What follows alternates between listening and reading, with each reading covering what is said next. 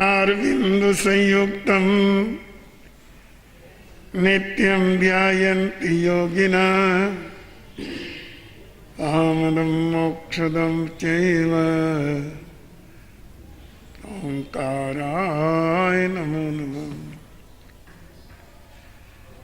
अज्ञानतिमिरान्धानां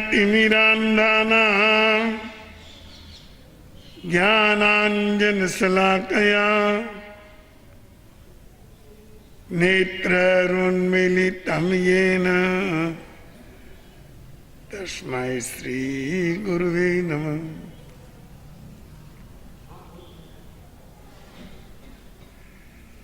नमो दुर्वाररागादि वैरिवार निवारणे अराते योगिनाथाय महावीराय तायिने।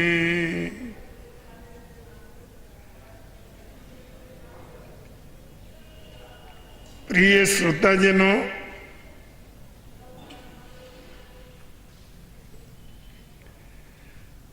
मानव जीवन की विविध प्रकार की प्रवृत्तियों के मूल में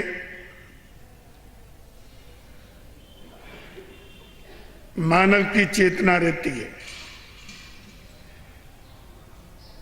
जिसे हम आत्मा कहते हैं, जीव भी कहते हैं।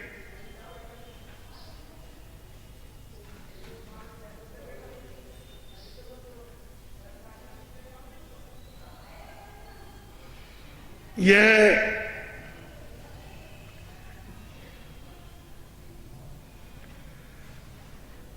अपना जो आत्मा है,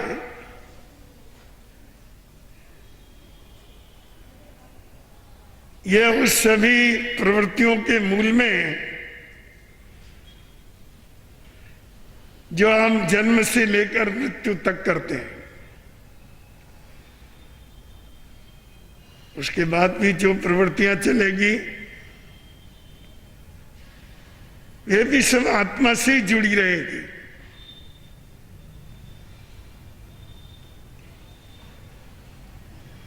अपने जीवन में सर्वाधिक महत्वपूर्ण तो अपनी आत्मा ही है।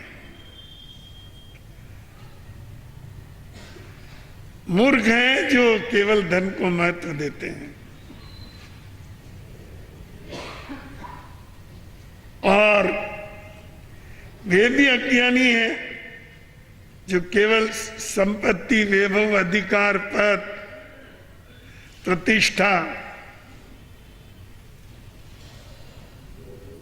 इन बाह्य वस्तुओं को महत्व देते हैं।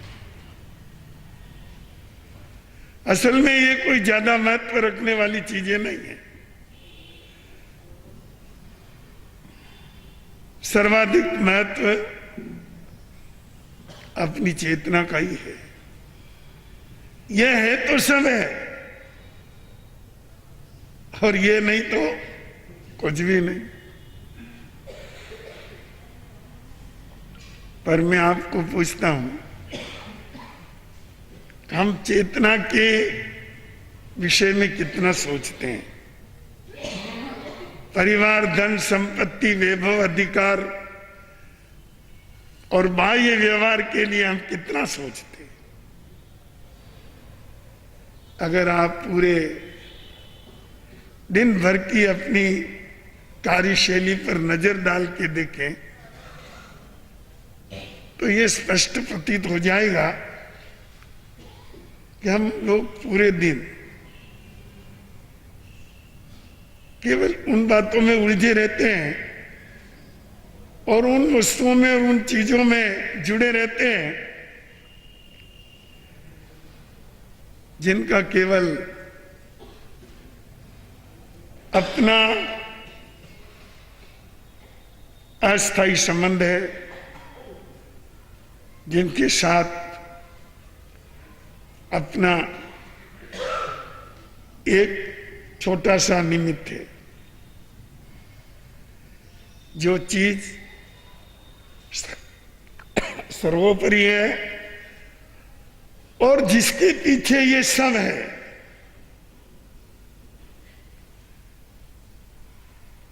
वह आपकी चेतना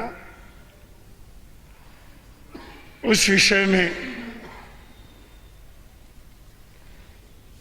बहुत कम चिंतन होता है, बहुत कम, नहीं के बराबर। यह बड़ी विचारणीय बात है। जिसके विषय में सर्वाधिक सोचना चाहिए उस विषय में तो हम नहीं सोचते हैं, और जिनके विषय में बहुत कम सोचना चाहिए उसके विषय में हम बहुत ज्यादा सोचते हैं। ये विप्रतिपत्ति है जीवन की। परमात्मा भगवान महावीर प्रभु ने एक बड़ा महत्वपूर्ण सूत्र दिया,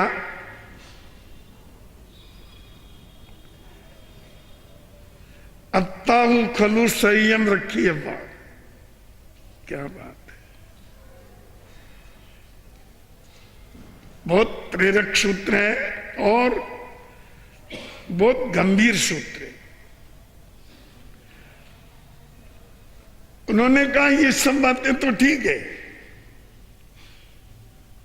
पर एक बात तुम अच्छी तरह से समझ लो, अत्ताहु खलु संयम रखिए अब्बा। ये जो तेरी आत्मा है, जो अपना चैतन्य है, निश्चित रूप से यही रक्षा करने योग्य है।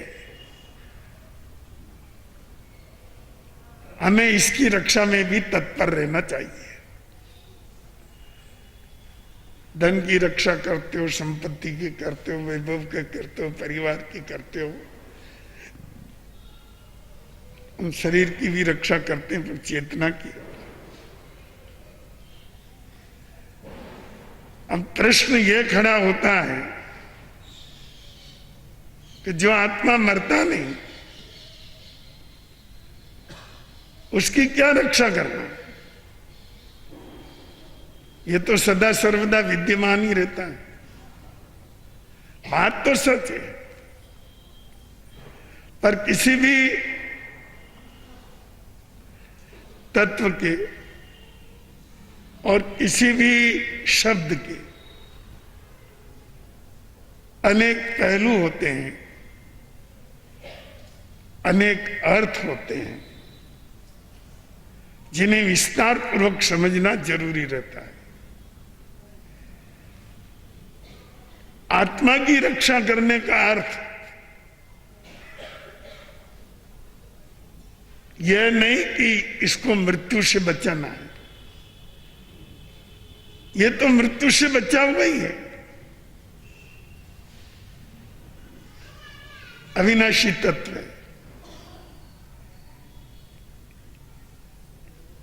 यहां रक्षा का अर्थ सुरक्षा है,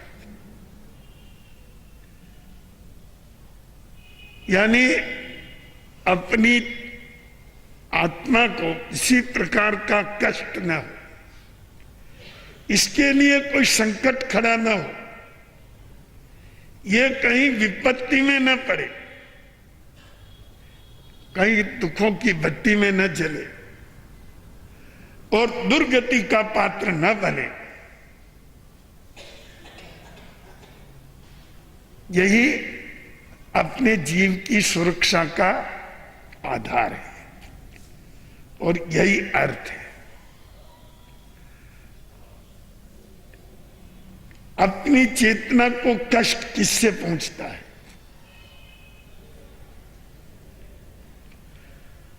शरीर को कष्ट किससे पहुंचता है? परिवार को कष्ट किससे पहुंचता है? अपने साथ जुड़े हुए जो जीवन के अंग हैं उनकी क्षति कैसे होती है, ये बात तो अपन जानते भी हैं, पर ये बात नहीं जानते कि चेतना का कष्ट कैसे बढ़ता है और उस कष्ट से चेतना की, अपनी आत्मा की का रक्षण कैसे किया जाए, इसको कैसे बचाया जाए। अगर ये बात बहुत गंभीर नहीं होती तो परमात्मा की वाणी से प्रकट नहीं होती कि निरंतर सतत प्रतिपल निश्चय पूर्वक अपना रखिए, एवं अपनी आत्मा की ही रक्षा करो।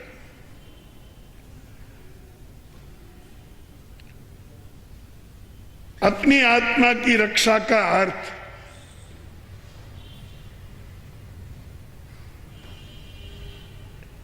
केवल किसी भौतिक क्षति से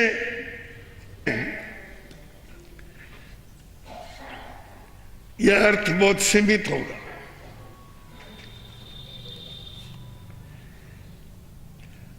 वास्तव में तो अपनी चेतना के उन कार्यों को ढूंढना पड़ेगा कि जिनसे आत्मा के आनंद की क्षति होती है और वो दुख की खाई में गिरता है और दुर्गति का पात्र बनता है। वे पाप जो इस अपनी आत्मा को जन्म जन्मांतरों तक कष्ट देते हैं, उनसे स्वयं को बचाना यही आत्मरक्षा है। और मैं तो यह भी मानता हूं कि यह केवल आत्मरक्षा ही नहीं है, अपने शरीर और अपने संपूर्ण व्यवहार की रक्षा में भी वही काम आते हैं। कुछ ऐसे ही उपाय हैं ये जो पूरे जीवन को बाहर से और भीतर से सुरक्षित कर देते हैं।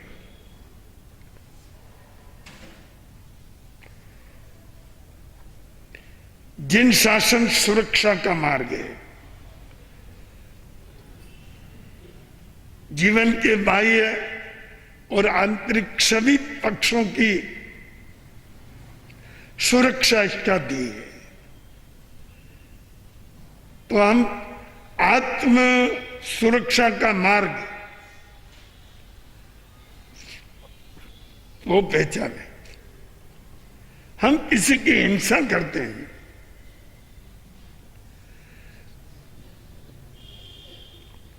किसी को पीड़ा देते हैं,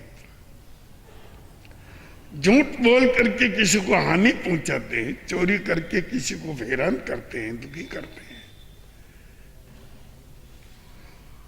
और ईर्ष्या, निंदा, द्वेष, भोग विलास, विकार, ये सारे पाप करके हम स्वयं असुरक्षित होते हैं। न केवल बाहर से असुरक्षित होते हैं, बल्कि चेतना के स्तर पर भी हम बहुत अधिक असुरक्षित हो जाते हैं, क्योंकि इन सब का परिणाम जो आता है वह हमेशा संकटपूर्ण ही आता है, दुखदायी आता है।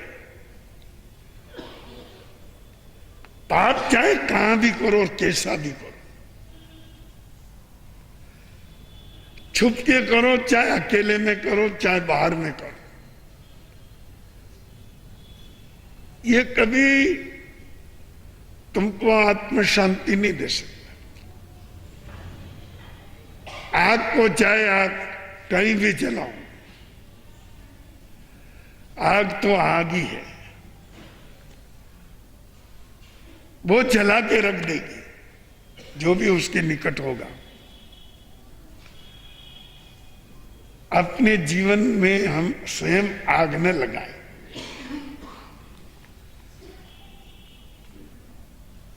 इसे ही मैं आत्मज्ञान कहता हूं,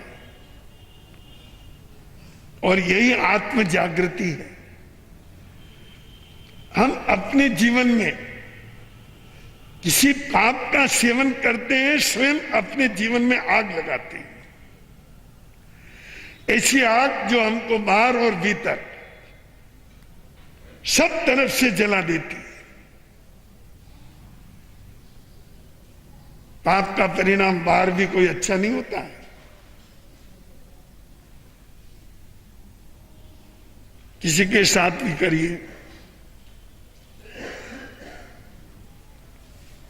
उसका बुरा परिणाम आज नहीं तो कल आने वाला है।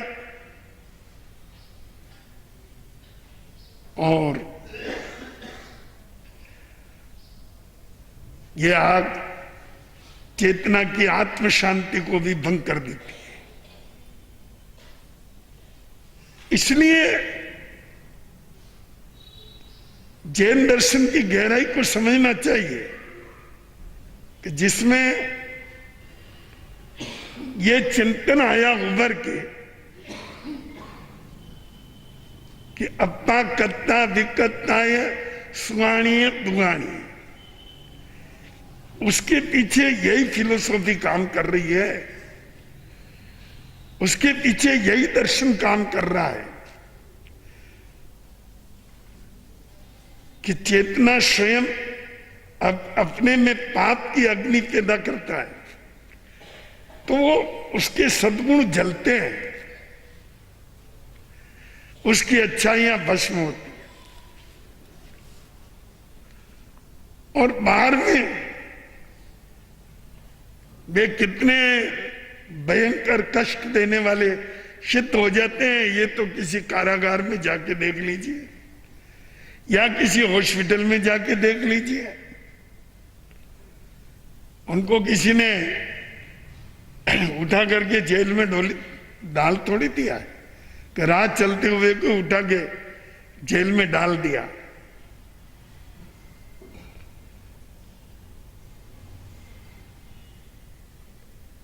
और यूं ही कोई व्यक्ति जाकर के हॉस्पिटल में भर्ती थोड़ी हो गया है, कहीं न कहीं उसने शारीरिक दुख स्वयं पैदा किए, गलत खा के और गलत तरह से शरीर का उपयोग करके व्यक्ति स्वयं अपनी पीड़ाएं खड़ी करता है। इसलिए जैन धर्म कहता है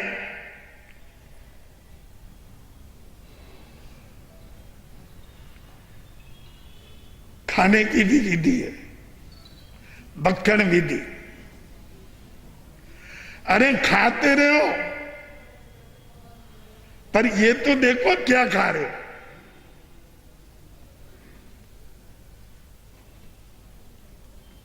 हम प्रतिक्रमण में प्राय ये सूत्र रोज बोलते हैं भक्षण में, कभी चिंतन नहीं करते कि ये हमारे स्वास्थ्य की रक्षा का कितना बड़ा सूत्र है, कितना बड़ा सूत्र है। ये परमात्मा भगवान महावीर ही है जिन्होंने शरीर की स्वस्थता और आत्मा की स्वस्थता दोनों की स्वस्थता पर इतना ध्यान दिया है और इतने संदेश दिए हैं, वे आपको कहीं और जगह संभवतः प्राप्त नहीं हो सकते। अगर हम भक्षण विधि पूर्वक इस सूत्र को सामने रख करके फिर भोजन करें कि हम जो खा रहे हैं वो हमारे शरीर की विधि से संयुक्त है या वियुक्त है, शारीरिक विधि से के लायक है या नहीं है, उचित है या नहीं है। खांसी हो रही है और आप तेल में निकले हुए पकोड़े खा रहे हैं और साथ में दही भी पीते जा रहे हैं, रायता भी पी रहे हैं और फिर खाट पर पड़े पड़े खुल खुल खुल खुल करते रहते हैं। डॉक्टर साहब खांसी बहुत हो गई, कहां से लाया? किसने दी? स्वयं नहीं दी, स्वयं ही लाया। अरे तो ऐसे पदार्थ खा रहा है जो शरीर को मान्य नहीं है। जीभ को मान्य हो सकते हैं, पर पेट को भी तो मान्य होना चाहिए।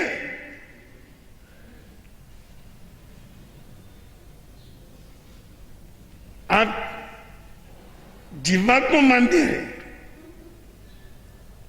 इसलिए आप खाते रहते हैं क्योंकि स्वाद अच्छा है, पर आपकी पाचन क्रिया को स्वीकार नहीं है। उसको समझे बिना आप ऐसे ही खा गए तो भक्षण विधि का उल्लंघन कर दिया आप।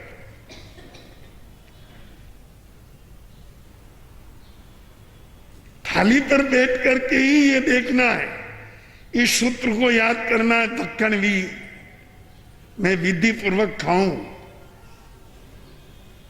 ऐसा पदार्थ खाऊं जो मेरे स्वास्थ्य के लिए अनुकूल है, मेरी पाचन शक्ति को मंजूर है, स्वाद को मंजूर है। इस पर मत देखिए। ये जिह्वा आपकी ज्यादा मित्र नहीं है, ये कभी कभी शत्रु भी बन जाती है। इसलिए इस पर पूरा भरोसा मत करिए कि ये इसको अच्छा लगे इसलिए हम खा लें। नहीं, हमारा स्वास्थ्य स्वीकार करता है या नहीं करता। इतनी बड़ी गहरी बात कौन कह सकता है? परमात्मा भगवान महावीर ही कह सकते हैं। दुनिया मानती है भगवान महावीर केवल अध्यात्म की बात करते हैं। अरे वो सर्वांगीण बात करते हैं, वो जीवन की सर्वांगीण प्रवृत्तियों को स्वस्थ करने की बात करते हैं। वो केवल एकांत आत्मवादी नहीं है। उन्होंने जीवन के जितने भी बाह्य आंतरिक पक्ष है सबको स्वस्थ और पवित्र बनाने के लिए अनेक प्रयोग किए, अनेक सूत्र दिए। बहुत से सूत्र तो आपके प्रतिक्रमण में भी है, और जगह भी कई सूत्र हैं। तो बंधुओं में आपको ये मैं कह रहा था कि अपने आत्मा का रक्षण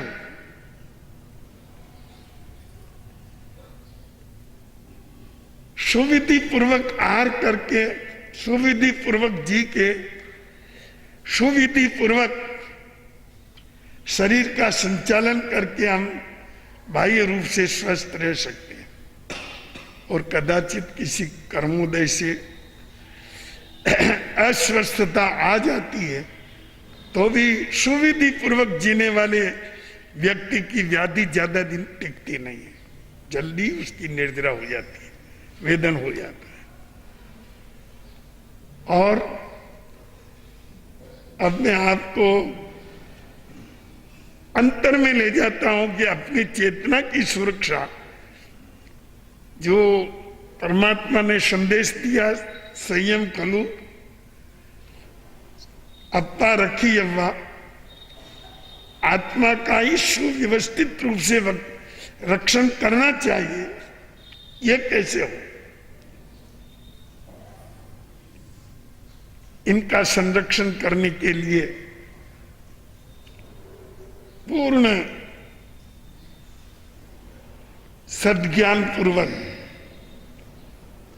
जीवन की जितनी भी विकृतियां हैं, क्रोध, लोभ, ईर्ष्या, मोह,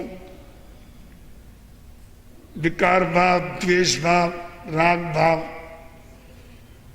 लोभ लालच के भाव, इन विकृतियों का अंतर से परिहार करें, अंतर से इनका निराकरण करें, क्योंकि यह आध्यात्मिक दोष है। ये कपड़े का मेल नहीं है जो धोया और साफ हो गया, ये अंतर का मेल है।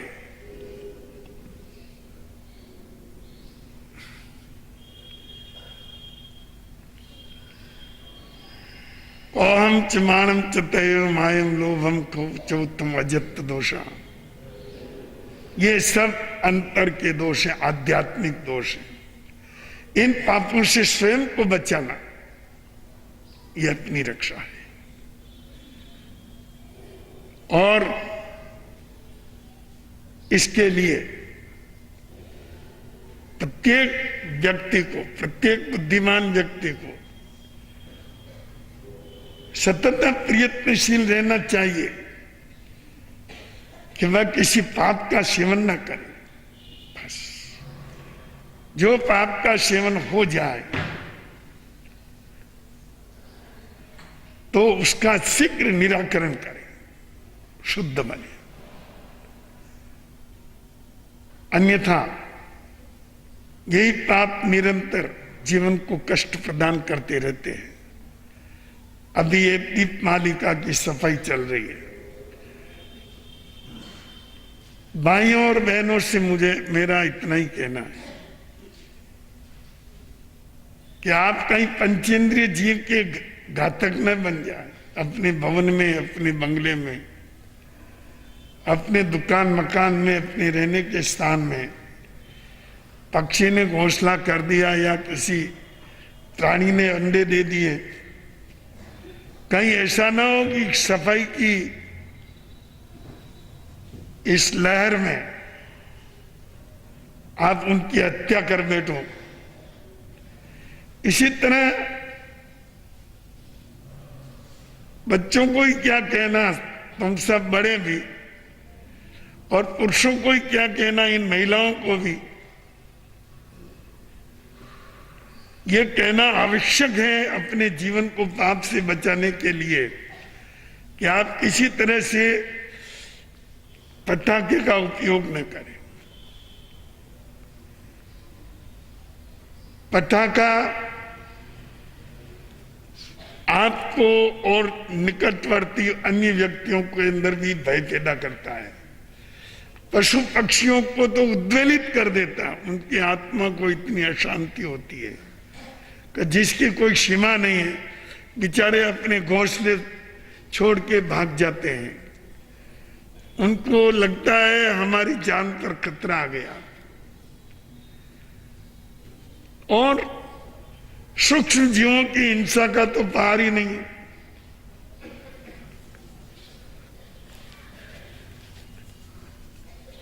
मनोरंजन ऐसा नहीं करना चाहिए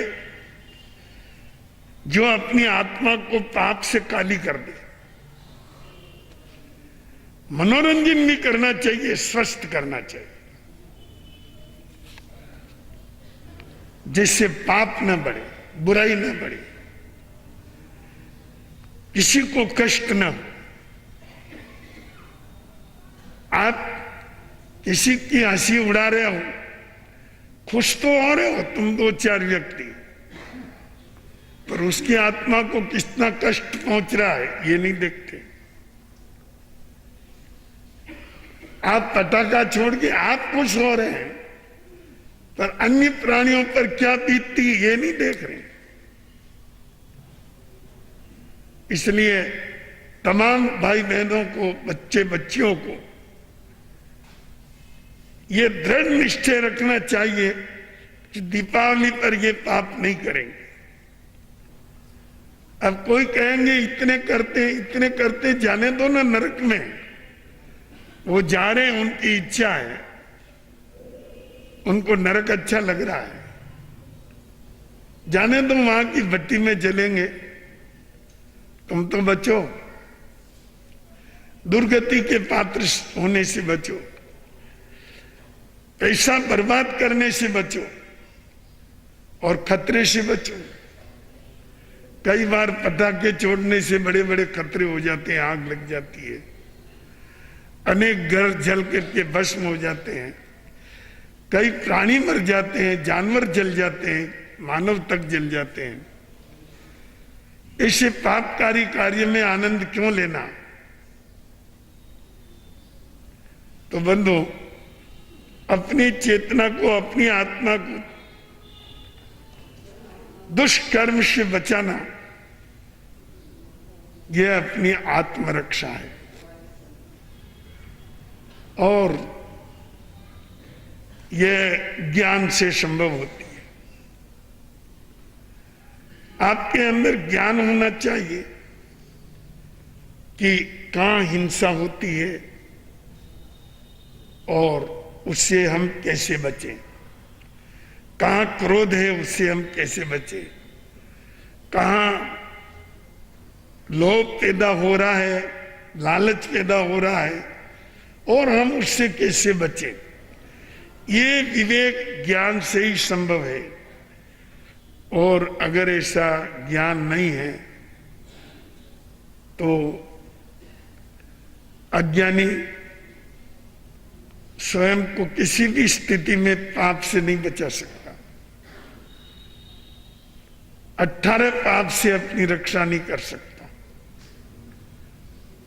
और जो ज्ञानहीन है उनके लिए तो इस जीवन में अंधेरा ही अंधेरा है। एक जगह मुनिराज गोचरी के लिए गए,